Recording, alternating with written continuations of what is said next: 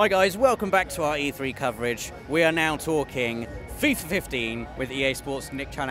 How are you, man? Good, how are you? Good to see you again. And you? So, FIFA 15 then. It's the second time on next-gen consoles for FIFA. Yeah.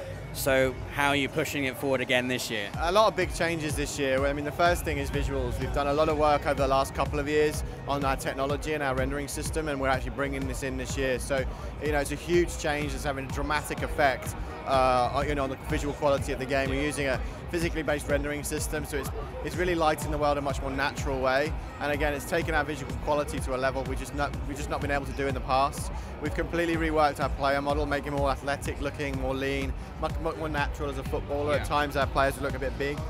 You know, we're doing a lot of work around emotion this year, so we're now tracking the emotion of all 22 players on the pitch, getting that real natural emotion reaction. You know, it's such an emotive sport, football is. You know, the passion of the fans, also the passion on the...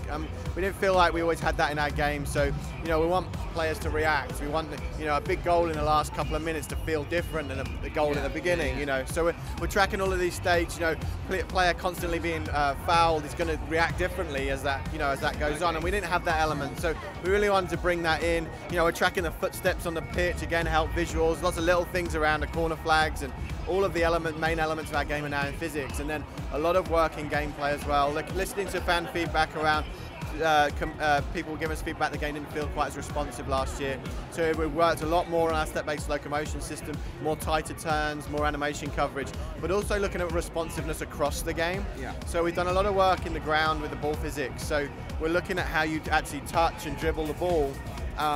It looks more realistic, the synergy between ball and foot looks great, but it's actually having a profound effect on the fluidity and feeling of passing as well. And then finally we're doing what we call possession tackles, which is allowing you to go in and win the ball, and the ball's staying a little closer, more natural, more realistic, whereas we could get quite loose and quite often go back to the opposition, which was frustrating, again, this feeling of unresponsiveness. So looking across the game, you know, to really help drive the responsiveness and the fluidity, really that feel the game tagline that we're talking about. And then finally a lot of work around our AI as well.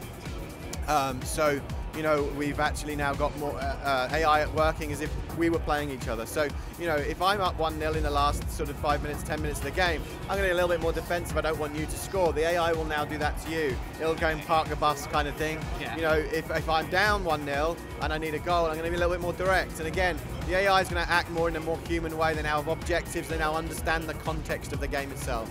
Now you mentioned your tagline there, and you had it in the conference, feel the game. Yeah. Like you want to, I guess, because you've got this kind of template, you know, the football game that you've got there is a really, really solid simulation of football already. And I guess the next-gen consoles are allowing you, as you said just then, to really kind of get into that feeling of drama and emotion that's in the game, because it's just, you know, an incredibly dramatic and emotional game at times. Yeah. How challenging has that been to kind of replicate? Because I know, like, if a goal goes in, like you said, in the last 2 minutes, you'd expect the crowd to roar even harder, the players to celebrate even more. Is that the kind of thing you're trying to get in? Absolutely. I mean, you've absolutely nailed it. You wanting to feel the emotion of that moment, but also the high and the low, right? So it's that moment of conceding that late goal, looking at your players, looking at your teammates.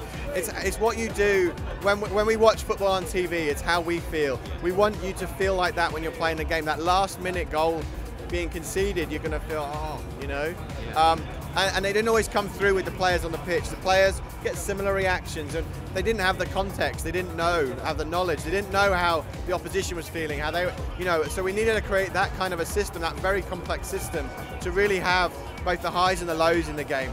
Players now have memory. If the same player keeps coming in and tackling a player, they now know that, and they're going to act differently. So that it feels much, much more natural. You know, and like I said, I think football's the most emotive sport there is. But it's not just feeling the game in terms of the emotion; it's also feeling the responsiveness and the fluidity as well. And also the new ball physics. Oh, sorry. Also the new ball physics were mentioned quite a bit as well. You know, kind of the game, the physics of the game has always seemed, you know, really, really good. How do you try and find out what part of the game you need to actually improve on, and what have you improved in terms of ball physics, and where is it going now? So I think if you look at it in two ways. So last year we did a lot of work around ball physics around shooting, and that was primarily when the ball was in the air and how it moved through the air, and, you know, the real mechanics around that. This year it's more aligned to the ball on the ground.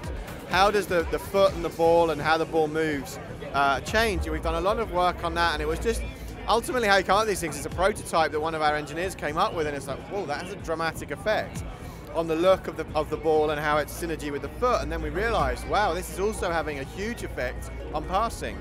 You know, and if you think about it, as the ball's coming into me here, and I just want to put it there. Previously, with we weren't maintaining the momentum and the spin of the ball. If it's coming in spinning this way, I just flick it. It's really easy, right? But we were zeroing the spin of the ball, and it wouldn't come out as naturally. It wouldn't feel as fluid. And so it's had a profound effect in that area. And you know, there's always some things that we come out, whoa, that really has changed a lot of things. So that in particular. For example, as well, even on headers, and there's a little bit more error because of the spin, so it's helping some of the feedback we got last year around the, you know, overpowered headers. So all of these systems, we're doing other work to balance that out as well, but even the ball physics in that sense and the spin of the ball is helping that area too. And just to wrap up then, I guess that whole kind of thing you just explained there gives you the opportunity to do kind of more unpredictable things, score more unpredictable goals, and have goals that aren't always just kind of, because quite often in football games you kind of get to a point where you've learned the game so well you can get to like a point and you know you're always going to score like that. Totally, and if you look at the AI is now going to do things differently. So, you know, it's going to, as I say, work in a more human-like way, and it means the games aren't as repetitive. It means the games are more varied. You've got that emotional feeling. You know, even a game in a meaningless end-of-season game in career mode is going to feel very different than a championship decider. And we really wanted that, and that didn't come through in our game before. So, you know, but again, the game's going to feel different because the AI is doing different things for you. It's also like if we're playing each other, that more emergent behavior from physics, like you say. You know, one of the things that it does actually is if I have a deflection, previously because we were zeroing the spin of the ball would go straight down. Whereas now the deflections look more natural, you might get more deflected goals. So, you know, it's like you say, it's more unpredictable, it's certainly not random. When you're having a physics-driven systems and we're trying to get more and more of our systems into that, it creates these more natural emergent behaviors. Well, thank you so much for your time once again, Nick. FIFA 15, everyone, it's looking absolutely amazing. If you want to see more games, more videos from E3, make sure you check out the channel. We've got absolutely loads going up this week. Don't forget to subscribe.